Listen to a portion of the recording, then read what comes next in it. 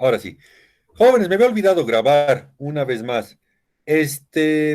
Vamos a hacer lo siguiente. Cada vez que empecemos el Meet, la primera persona que me diga, y que no se olvide grabar, le voy a regalar 2 puntos.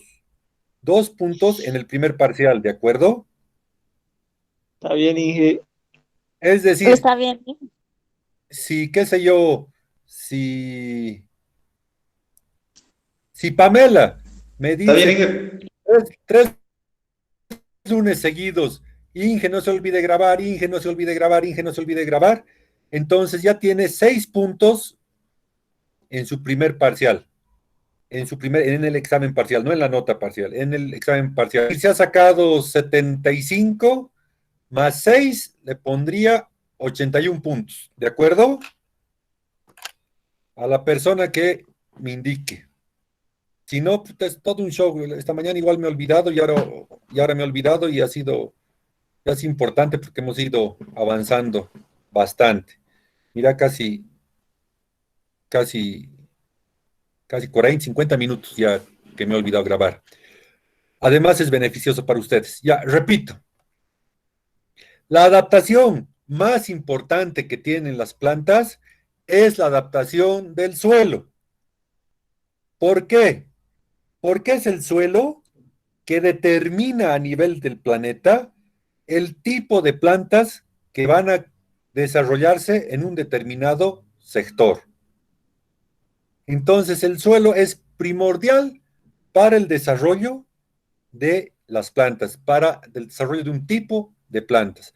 Después, en segundo lugar y tercer lugar está el tema de la humedad, el tema de la temperatura, el tema de ¿qué temas más hemos visto de adaptación? El tema de la luz, eh, el tema de los vientos, etcétera. Pero la adaptación más importante es la de los suelos. Y la última pregunta antes de entrar ya a la siguiente unidad. Con esto cerraríamos la unidad uno. ¿Cómo se adaptan las plantas a la luz?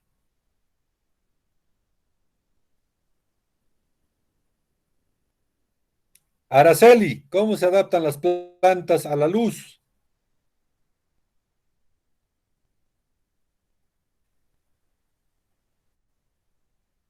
A ver, te la voy a poner más fácil. ¿Conoces a la mujer trabajadora, a la planta mujer trabajadora? Esa planta le gusta el sol, le gusta la sombra. La sombra. Entonces, es Según horas luz, una Inge. planta de luz o de sombra. De sombra, Inge. La, la mujer trabajadora. Escucho.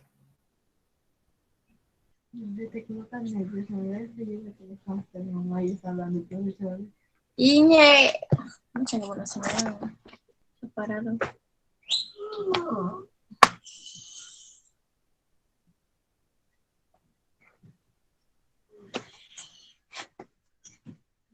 No hay buena señal. Tu respuesta porque se escucha entrecortado. Bien, pero como decir que vos las sacas al sol y se mueren. Hay plantas que necesitan abundante luz para el mente y hay otras plantas de semisombra. Entonces, hay plantas de luz directa, de luz indirecta y de momento que les he pasado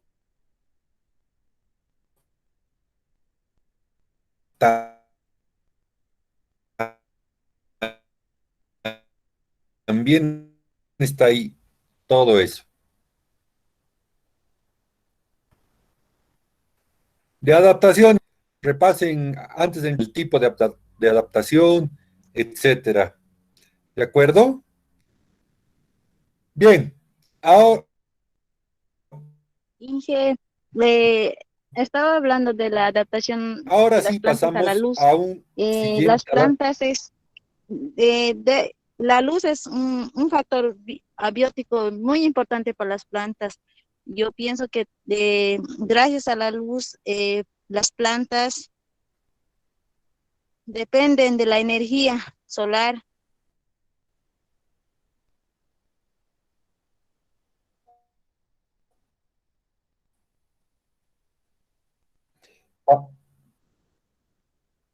Efectivamente, efectivamente las plantas necesitan bastante. Y cuando llevemos un tema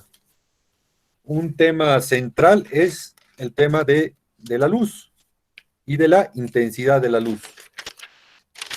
Estoy agarrando mi cuaderno porque voy a hacer un cuadrito. Aquí voy a poner luz. Aquí voy a poner...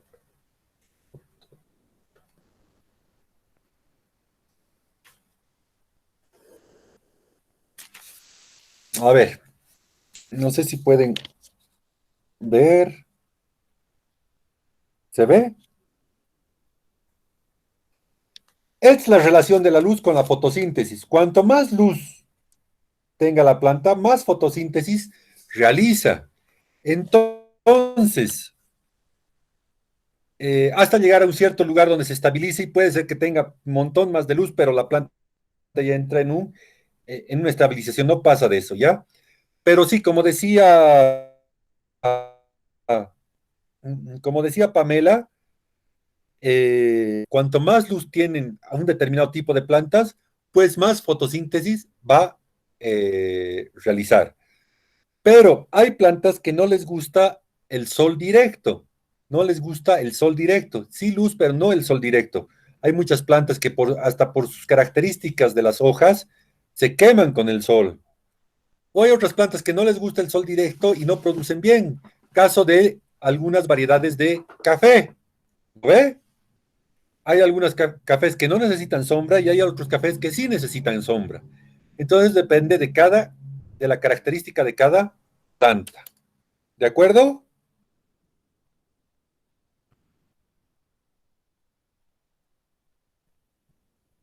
Inge, tengo una pregunta. Jocelyn, dime.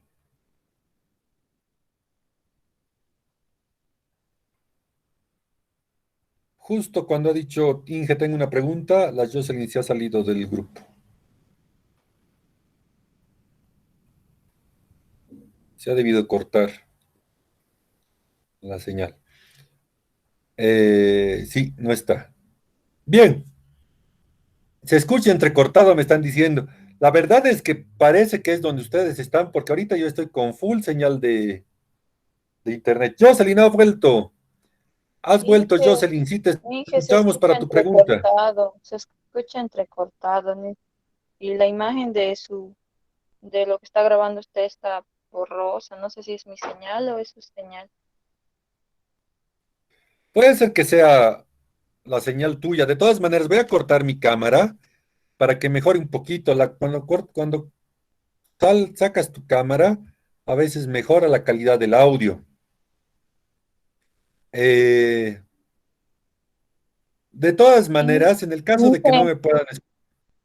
Dime, Jocelyn. Inge, entonces es cierto que las plantas heliófilas reducen su número de estomas como para una mejor adaptación de luz, se podría decir, mientras digamos que a lo que hice en mi informe es que las plantas heliófilas, digamos, aumentan ese número de estomas y digamos la reducción de estomas está relacionada más que todo con la temperatura. Dicen que a mayor intensidad, digamos, de la luz, la temperatura de la hoja va a ser más mayor. Eso quisiera que me aclare, no sé si estoy en lo correcto o... Sí, sí, estás en lo correcto. Cuanto hay el sol, sí o sí determina la temperatura. O sea, ¿por qué llega un surazo? ¿Por qué hace frío cuando entra el sur en Santa Cruz o entra el sur en el Beni? Porque el sol está cubierto, entonces la temperatura que existe en el ambiente empieza a enfriarse, la tierra empieza a enfriarse y por eso tenemos esa sensación de un frío fuerte. El sol es el principal factor en dar calor a la superficie terrestre y por ende a las plantas. Cuando hay mucha, es que depende mucho también del lugar. El tema de los estomas depende mucho del lugar. Por ejemplo, plantas tropicales que tienen abundante agua, por lo general todo el tiempo sus estomas están abiertos y se está realizando la evapotranspiración. Pero en algunos casos, como las plantas en el desierto, todo el día sus estomas están cerrados y es en la noche cuando abren los estomas. Pero eso vamos a ver más adelante. No nos apresuraremos, eso vamos a ver más adelante. Vamos a ver cuando identifiquemos las plantas C3, C4, las plantas CAN, MAC. Cuando entremos al tema de fotosíntesis, vamos a ver el tema de los estomas. Entonces, no nos apresuremos, pero sí, sí, muchas plantas, las características de muchas plantas es que tienen mayor cantidad de estomas, otras menor cantidad de estomas, principalmente para regular la evapotranspiración. Esa es la función que cumple los estomas. Pero, ¿para qué me sirve tener un montón de estomas que están realizando la evapotranspiración si no tengo la luz necesaria para transformar la energía química en energía lumínica? Entonces, ellos también, es un factor también importante para el funcionamiento correcto de la planta. Bien, jóvenes, ahora sí voy a empezar a compartir mi pantalla.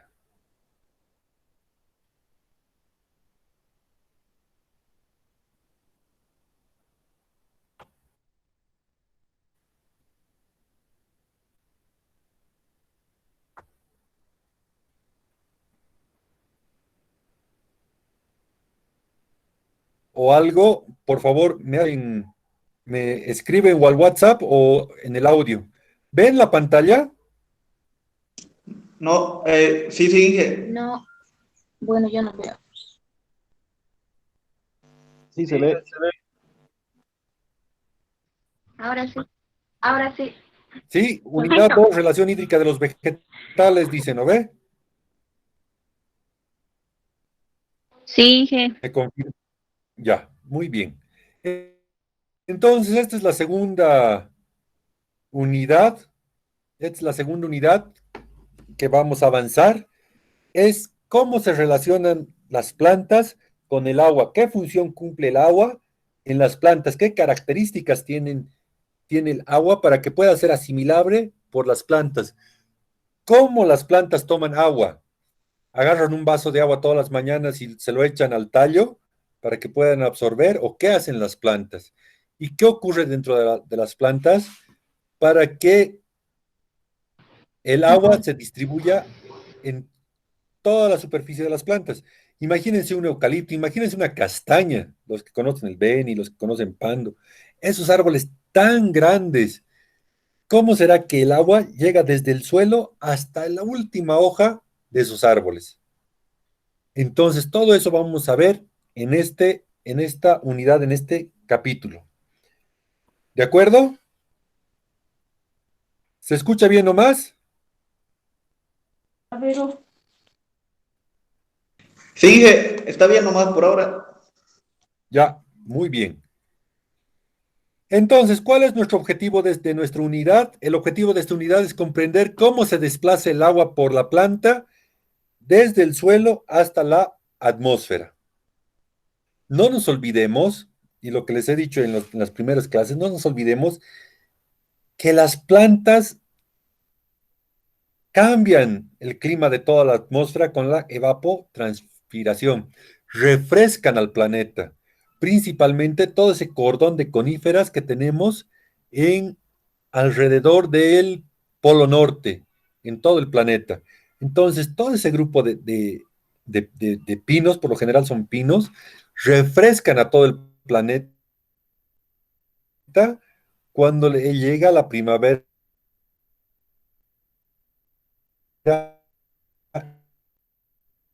en este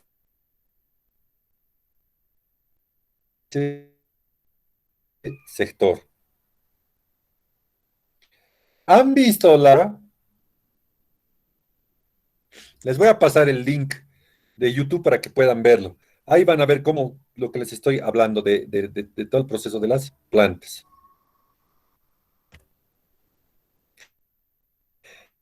El agua en el planeta. Antes sobre el agua en el planeta.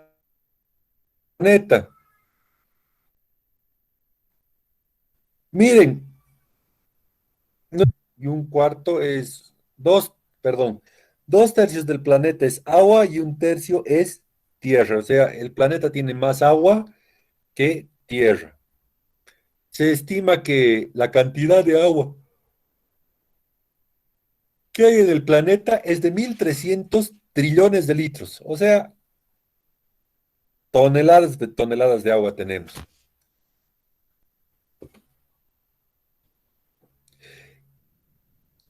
Actualmente tendremos más agua o menos agua.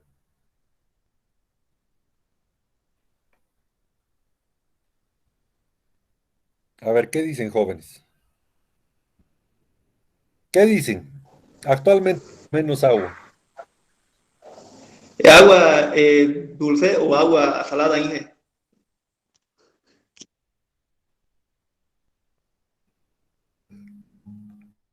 Agua,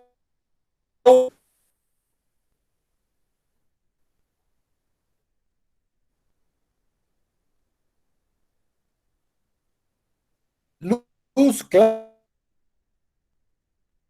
Vega. ¿Qué opinas? ¿Tenemos más agua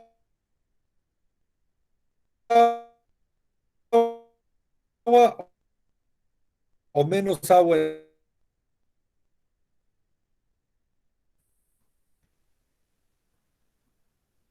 Ronald Quispe,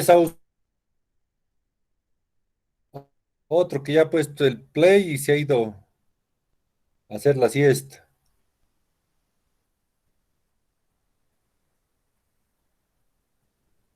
Diego, Inge, ¿estás ahí? Diego Mauricio.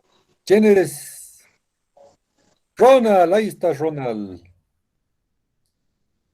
Luz, estás ahí, te escucho, ya está tu micrófono activado, Luz.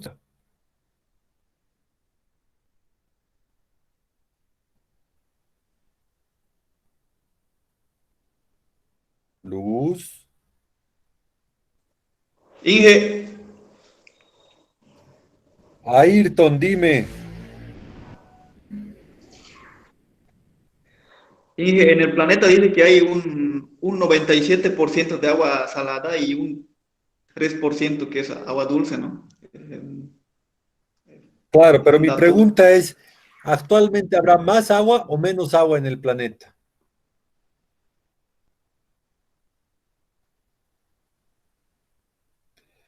Verónica, ¿qué opinas?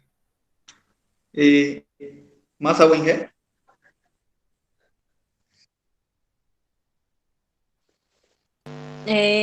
Bueno, yo pienso que menos agua.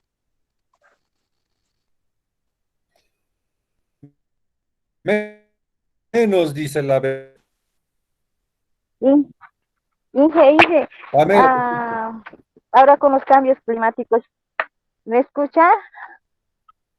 Inge, con los cambios climáticos Sí, te que no- escucho, Pamela. con los cambios climáticos que está ocurriendo en el planeta, ya no se sabe si es que hay más agua o menos agua. Pero yo pienso que en este tiempo de sequía ya eh, haya bajado mucho la humedad de agua. Estamos en tiempo de sequía.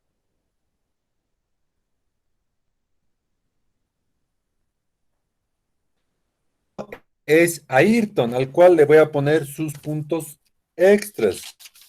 No existe ni más ni menos agua, existe la misma cantidad de agua actualmente en el planeta. Ayrton, su puntito extra, ya está. Existe la misma cantidad de agua en el planeta, solo que tenemos mayor cantidad de agua salada. Entonces, fíjense aquí, el 97%, a ver, le voy a poner pantalla completa.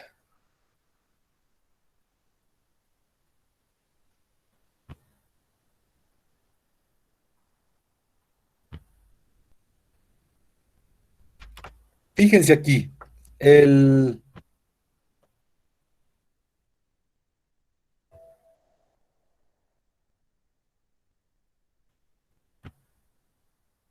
perdón,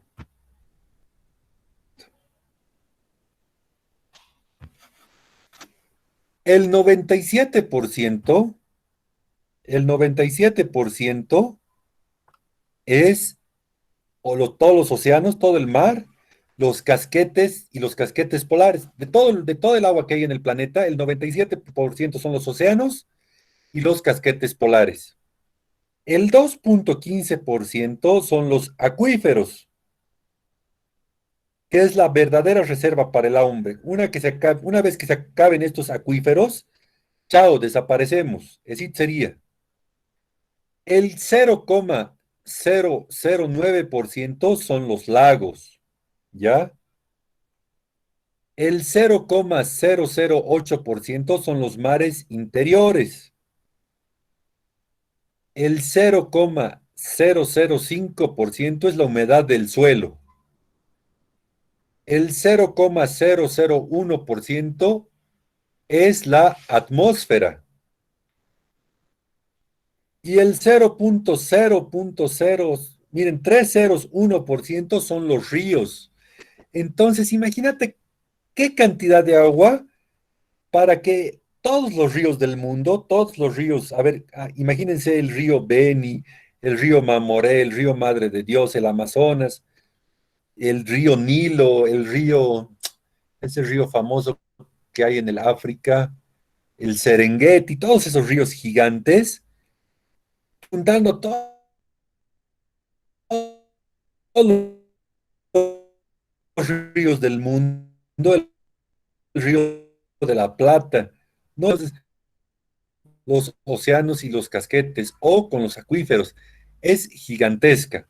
Y lamentablemente es esta agua la que nos sirve el agua de los ríos y el agua de los acuíferos, o sea, un 2,5% máximo es el agua que utilizamos. El agua de los polos no es directamente utilizable a gran escala y es necesario recurrir a los acuíferos, algunos de los cuales son fósiles, es decir, que ya no se renuevan, ya no se renuevan estas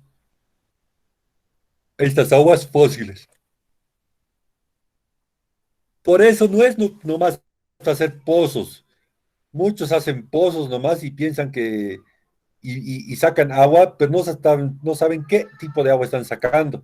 Si están sacando aguas fósiles, ucha, están matando a las siguientes generaciones porque esas aguas fósiles son, se terminan, no son renovables. Entonces hay que tener mucho cuidado cuando haces pozos y obtienes aguas fósiles.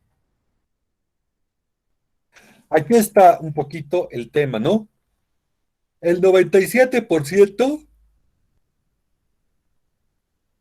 el 97% es agua salada, el agua de los océanos. Solo el 3% es agua dulce en todo el planeta. Decía uno de sus compañeros, si no me equivoco, era Díbar o Ailton, no sé cuál de los dos nos decía eso.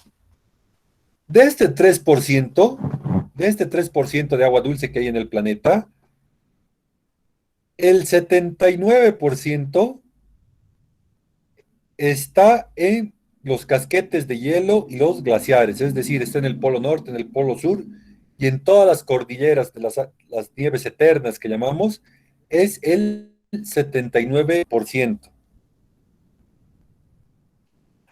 Un 20% son aguas subterráneas. Un 20% son aguas subterráneas. Los mares interiores, por ejemplo. Y un 1%, el 1% de toda el agua dulce que tenemos está en la superficie y es un agua accesible para nosotros. Entonces, solo el 1% es el agua fácilmente accesible para nosotros. Ahora, de este 1%, ¿cómo se distribuye? El 52% de este 1% se distribuye en lagos. El 38% es la humedad del suelo.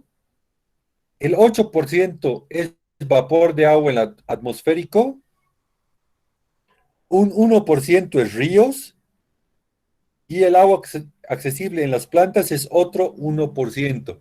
Entonces, de todo el agua que hay en el mundo, es mínima la cantidad de agua que absorbe, que tenemos a disposición de nosotros. Uy, me he pasado, perdón.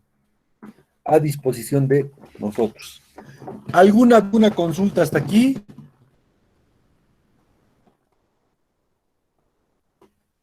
Bien, continuamos. Ciclo del agua. Otro factor bien importante. Existen tres, el agua existe en tres estados. Todos conocemos eso.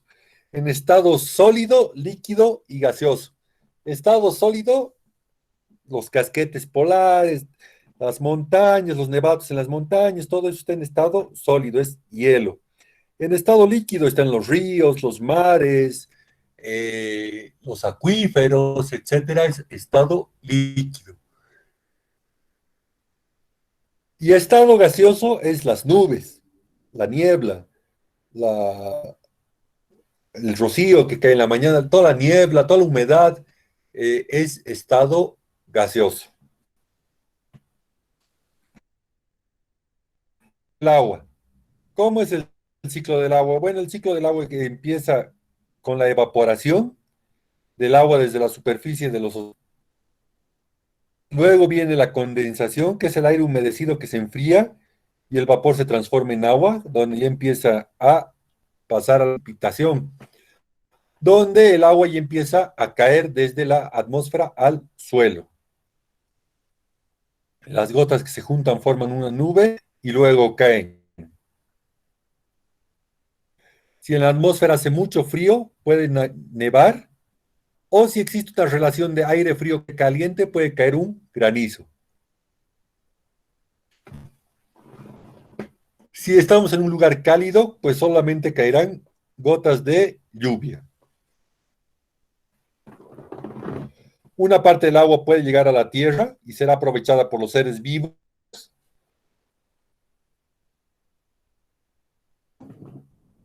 hasta llegar a un río o un lago o un océano, dependiendo. Y otro poco de agua filtrará a través del suelo formando capas de agua subterráneas.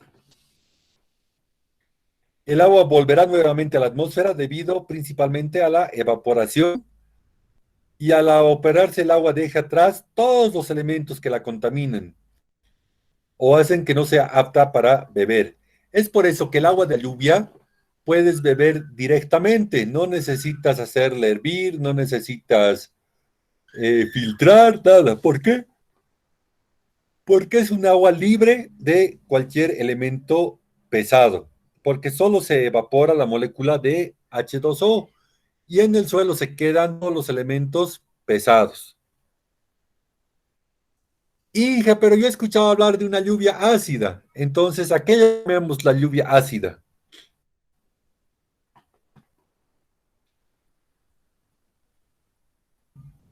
Hola, ¿siguen ahí? ¿No es en las grandes ciudades que las empresas contaminan? Rudy, vas por ahí. A ver, La contaminación, complementando. Ahora sí ya no te he escuchado. ¿Qué? contaminación de las grandes empresas que Exacto.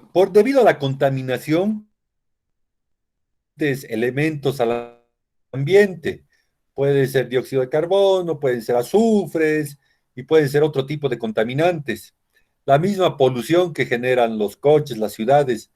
Entonces, cuando cae el agua de lluvia, que está totalmente limpia, empieza a caer con partículas de contaminación.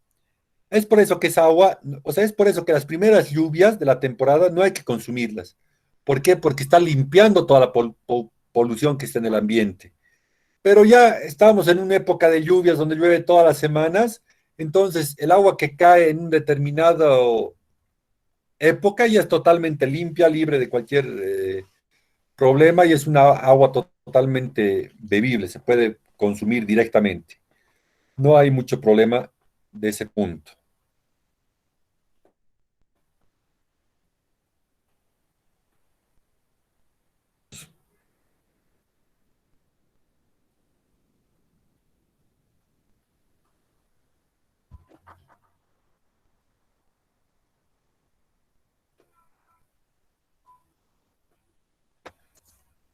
Entonces aquí estamos viendo el ciclo de agua, lo que les decía que empieza con evaporación.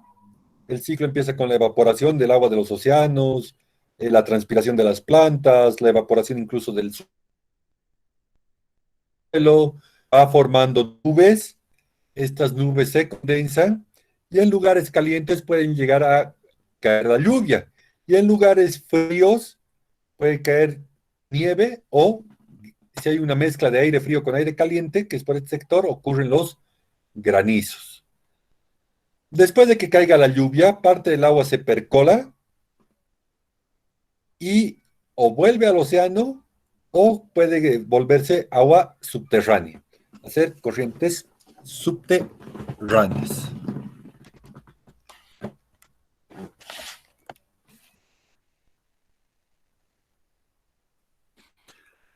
Ahora vamos a ver al agua que está dentro ya de las plantas, dentro de los tejidos. ¿Hasta aquí alguna pregunta o está claro?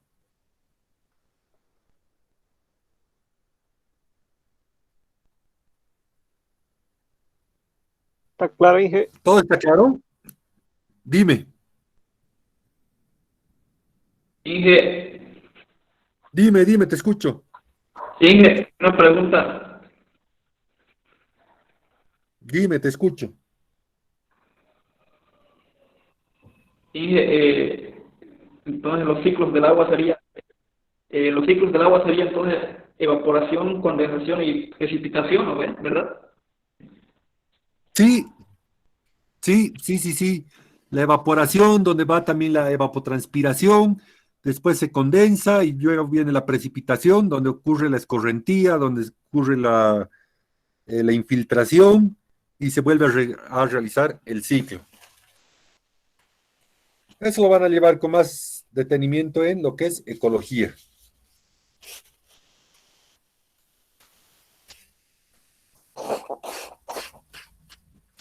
Bien, ahora pasaremos a el agua que está dentro de los vegetales. Como bien saben, el agua es la sustancia que más abunda dentro de los tejidos vegetales.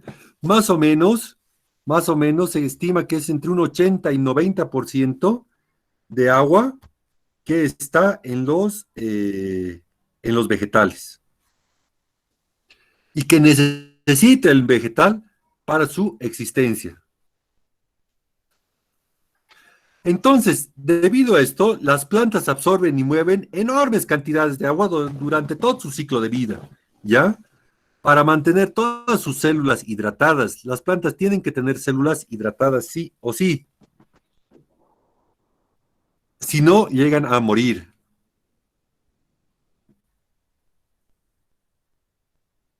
Y toda esta agua que absorben es también en gran cantidad el agua que la pierden. Entonces las plantas, la mayoría de las plantas, excepto las xerófitas, casi todo el agua que la absorben la pierden debido a la transpiración. Cuando las hojas empiezan a secarse dentro de la planta, las plantas mueven agua a través de todo el sistema de conductos internos, llamado vasos vasculares, y perdón, me he pasado a través del xilema, que es parte de los vasos vasculares. De los vasos vasculares son el xilema y el floema, a través de las raíces y dentro del tallo hasta llegar finalmente a las hojas.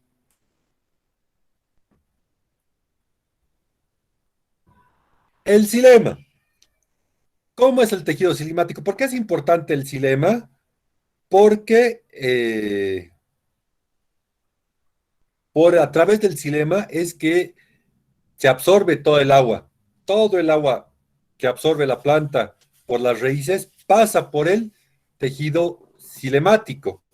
Ahora, este tejido cilemático está constituido por elementos traqueales, que son las tráqueas y traqueidas, que son células muertas durante su fase funcional y son alargadas, dignificadas y directamente relacionadas con el transporte de agua en la planta.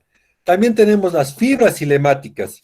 Las fibras cilemáticas son células largas también, finas, afiladas, con una pared muy gruesa, dignificada y que tienen la función de soportar. Y también tenemos el parenquima cilemático. ¿Qué es el parenquima cilemático? Son células vivas cuya función es el almacenamiento de sustancias de reserva con posible papel de transportar el agua. Entonces, dentro de lo que está el tejido cilemático, podemos encontrar este tipo de células que son importantes para la asimilación del agua en las plantas.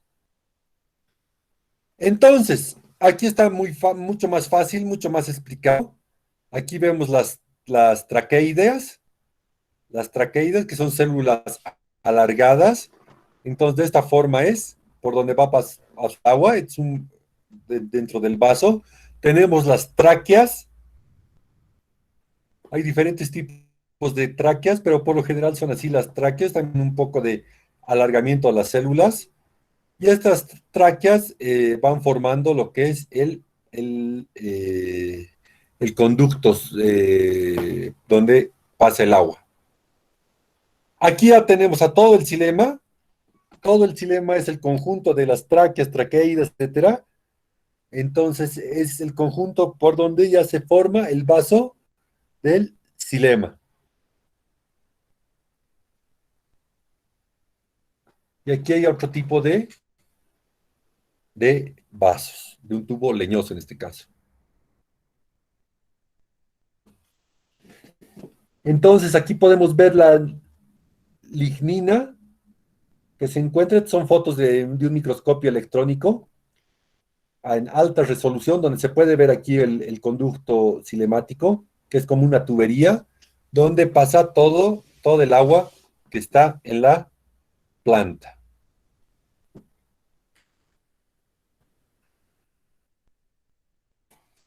Tipos de agua. Entonces ya sabemos que la planta, un 90, 80 y 90% de la planta es agua, que gran cantidad de esa planta, de esa agua pasa por los tejidos de ella. Y que las venas de las plantas, sus arterias, digamos en este caso, llegarían a ser el xilema, todo el conjunto de xilemas. Jóvenes, ¿están ahí? Sí, que lo estamos Hola, escuchando. ¿me escuchan? Sí, Sí, sí. ya le estamos Ya, escuchando. un favor, les pido 2 minutitos, ¿ya? Un descansito de 2 minutos. Ya, 2 minutitos, en 2 minutitos vuelvo. Denme un segundo.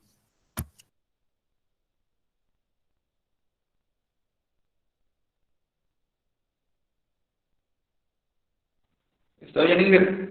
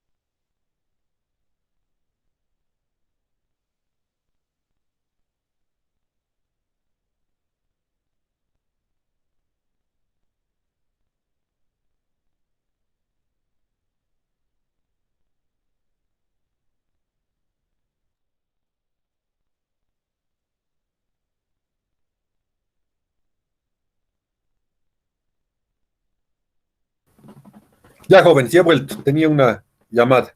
Van a disculpar, era importante, era de mi oficina, del trabajo. Continuamos.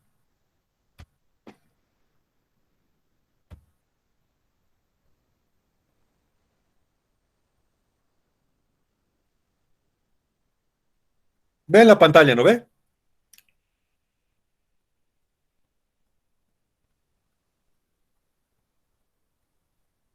¿Me ven? Sí, Inge. Ah, ya. Mira, me han hecho sacar la Sí, se pantalla está completa. listo. Ya, ya, qué bien. Entonces, lo que les decía del xilema, ¿no? El xilema es por donde sube todo el agua y donde está, tiene tráqueas, traqueideas, etcétera, y las diferentes células que forman el xilema. Ahora vamos al tema de lo que es el agua y los tipos de agua que existen. Existen diferentes tipos de agua en el suelo. Tenemos el agua gravitacional. ¿Qué es el agua gravitacional? El agua gravitacional está llena, llena los espacios grandes y asciende por gravedad o asciende por evaporación. Y se pierde poco después de una lluvia o un riego. Ya ese es el agua gravitacional. Son diferentes aguas que sirven para la absorción de las plantas. El agua capilar. ¿Qué es el agua capilar? El agua capilar es el agua que ocupan los poros capilares y es retenida por el suelo. Es con poca fuerza. Y esta agua es fácilmente absorbida por las plantas con facilidad. Y representa el agua útil para la planta, el agua capilar. Este es el agua que más absorbe la planta.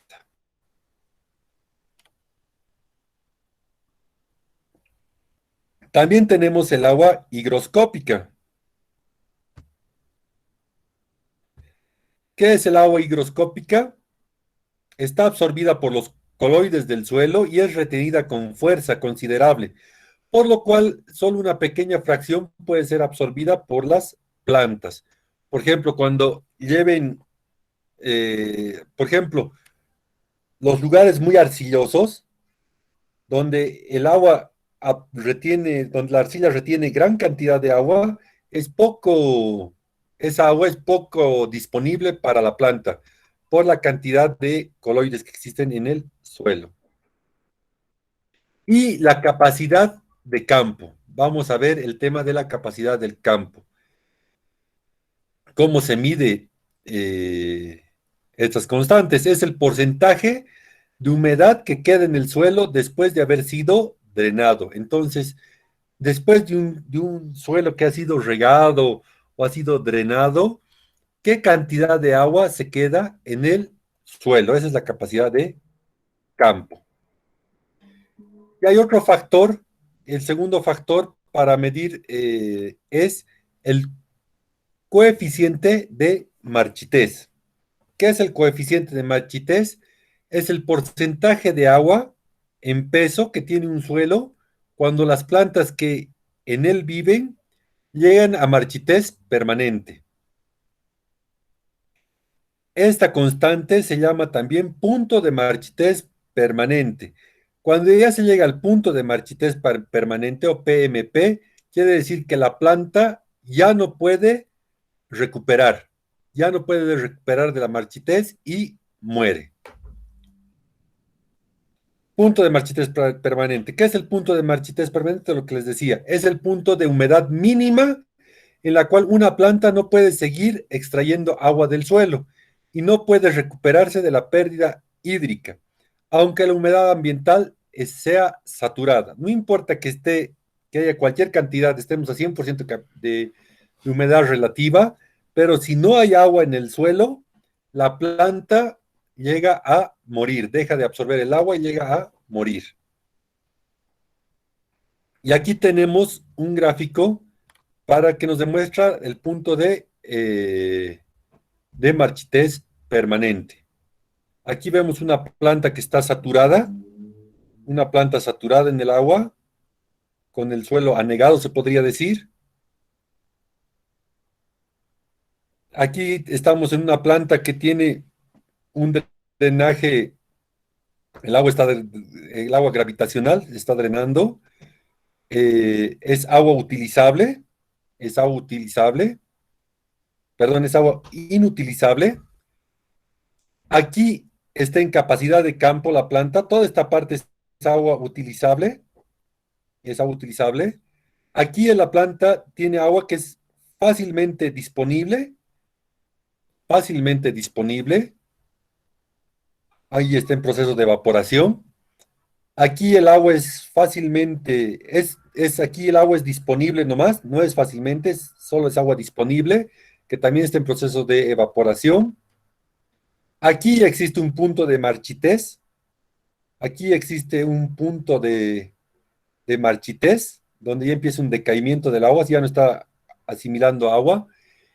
Y esta parte que es agua inutilizable, ya no puede ser absorbida y es el punto de marchitez permanente. Es el punto de marchitez permanente. Y aquí la planta llega a morir.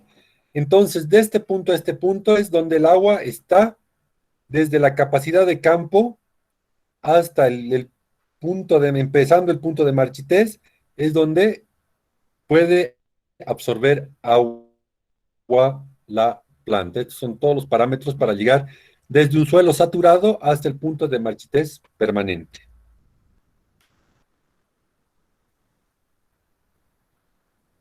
La medición del agua edáfica. La cantidad de agua que puede guardar el suelo depende de la cantidad de cloides.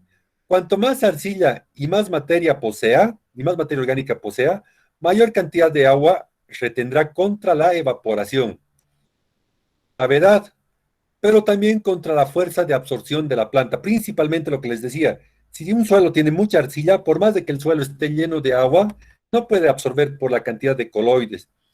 Pero si hay bastante materia orgánica en el suelo, sí es fácil que la planta pueda absorber el agua.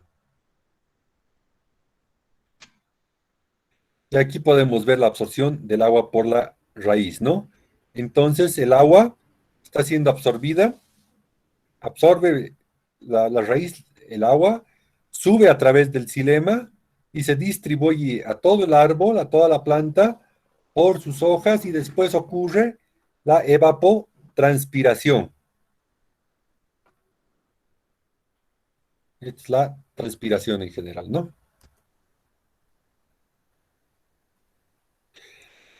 Existen dos tipos de teorías de absorción del agua.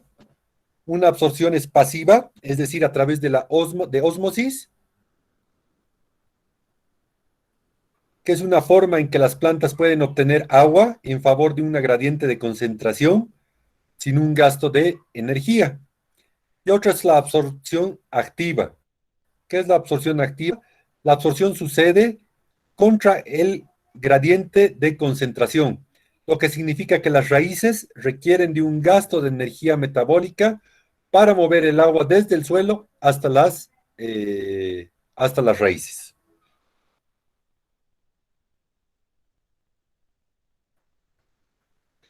¿Qué fuerzas explican la entrada de agua a la raíz? Pues existen 4 fuerzas: la imbibición, la tensión por transpiración, la acción metabólica y la ósmosis. Estas 4 fuerzas explican la entrada de agua a la raíz. La imbibición. ¿Qué es la imbibición? Consiste en la absorción de agua por parte de la célula. El coloide protoplasmático es en extremo hidrófico y absorbe agua en sus micelias con facilidad. Entonces, el mayor captador de agua dentro de la célula es la vacuola. Entonces, cuanto más agua tenga la vacuola, vamos a tener una planta erguida, una planta turgente. Si la vacuola pierde agua, a medida de que va perdiendo agua la vacuola, la planta se va volviendo flácida. La célula se va volviendo flácida y por ende la planta se va volviendo flácida.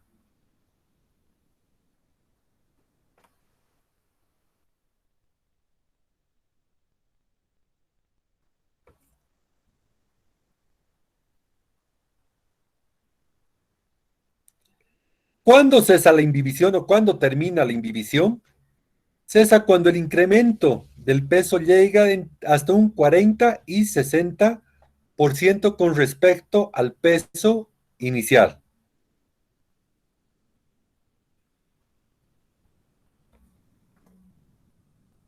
Otra fuerza, la tensión por transpiración. ¿Qué es la tensión por transpiración? La transpiración de las hojas crea tensión en las células del mesófilo.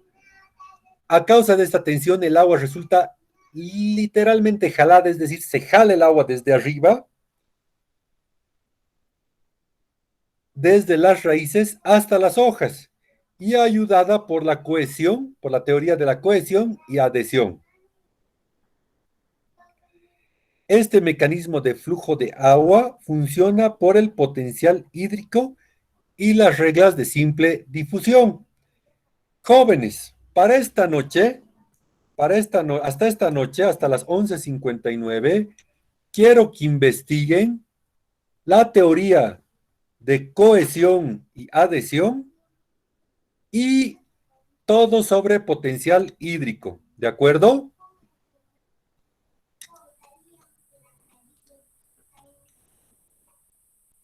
¿Me están escuchando? Sí, Inge. Inge, ¿lo puedes subir al WhatsApp? Inge, Al grupo disculpe, lo puedo no se subir. escucha muy bien lo que dice. Ya, lo voy a subir al WhatsApp. Hay problemas entonces, un poco de Al problemas de grupo de WhatsApp conexión. lo puedo escribir. Inge, al WhatsApp. Se Sí, Ay, escucha. por favor. Ya, ya. Miren, se está entrecortando un poco la comunicación, parece, debe ser condiciones de clima. Entramos en un break, ¿les parece?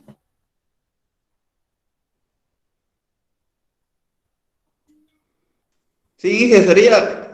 Está bien, Inge, un break. Ya, jóvenes. ¿A qué hora Entonces, a volvemos? ver, salgo. Ahí me ven, ¿no? Hola, hola, ¿cómo están? Entonces, miren, yo les voy a dar la tarea aquí en el WhatsApp.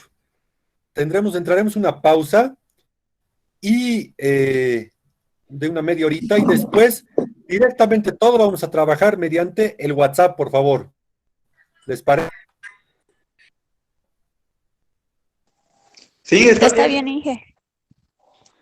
Ya, muy bien. Entonces, la tarea yo les voy a dar vía WhatsApp y las dudas, consultas y algo más está bien, vamos a ir Inge. avanzando mediante el WhatsApp. De todas maneras, su tarea es la teoría de cohesión y adhesión y potencial hídrico, que en este momento a ver, en este momento voy a grabar en el WhatsApp. Les decía que ahora tenemos que investigar qué es la teoría de cohesión y adhesión y potencial hídrico. Todo eso tienen que investigar y presentarme en hasta las 11:59 de la noche de hoy día. Aquí nomás, al inbox del WhatsApp. Listo, ya está la tarea en el WhatsApp más. Entonces entramos en un break, ¿ok?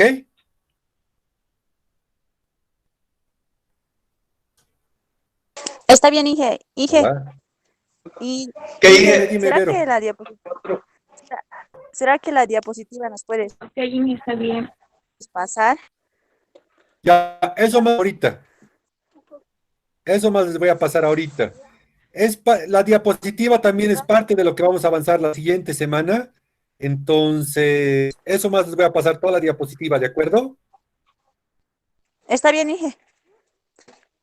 Ok, Mickey. Listo, jóvenes, pueden desconectarse. Ahorita les paso al WhatsApp la diapositiva.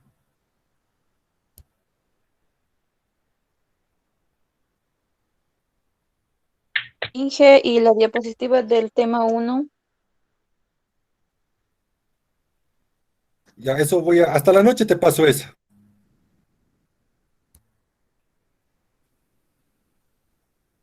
¿No les he pasado? No, Inge, no pasó. Sí, Inge, no ha pasado. Ya, les voy a pasar eso más. Ya, Inge. Está bien.